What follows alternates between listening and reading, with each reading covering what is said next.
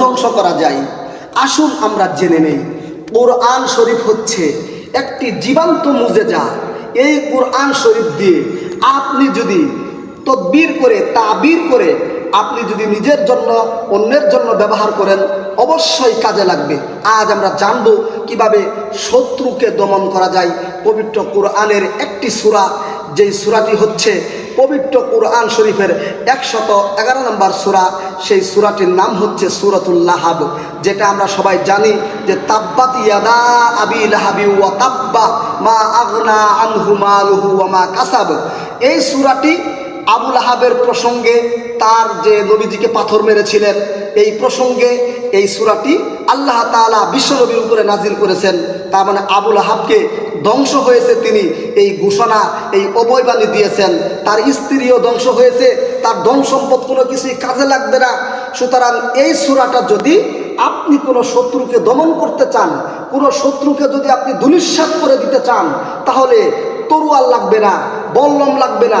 আপনি শুধুমাত্র এক মুষ্টি বালু হাতে নেবেন, নিয়া শত্রুর বাড়ি যেদিকে, সেই দিকে প্রতিদিন সকালবেলা এই সূরা লাহাব বিসমিল্লাহ আউযু বিল্লাহ বিসমিল্লাহ সহকারে একবার সূরা লাহাব পড়ে এরকমভাবে একবার বালু পইরে নিক্ষেপ করবেন।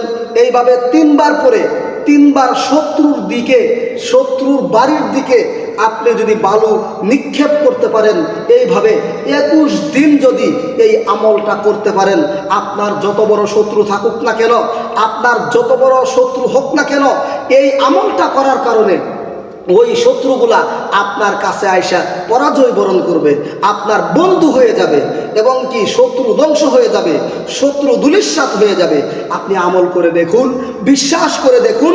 পবিত্র কোরআনের সূরা লাহাব, এই সূরাটি শত্রু দমন করার জন্য বালু হাতে নিয়ে প্রতিদিন শত্রুর বাড়ির দিকে 3 মুষ্টি বালি হাতে নিয়ে ফু দিয়ে দম করবেন, এবং এই সূরাটি 3 বার পাঠ করবেন, এবার 3 বার বালুটুকু ছেড়ে দিবেন। এভাবে 21 দিন আমল করে দেখুন, ইনশাআল্লাহ ফল পাবেন। কারণ কোরআন হচ্ছে জীবন্ত মুজেজা। এই সূরা দিয়ে আবু লাহাবকে ধ্বংস করা হয়েছে, আবু লাহাবের স্ত্রীও জাহান্নামী হবে। সুতরাং শত্রুকে দমন করা হয়েছে এই সূরাটি দিয়ে।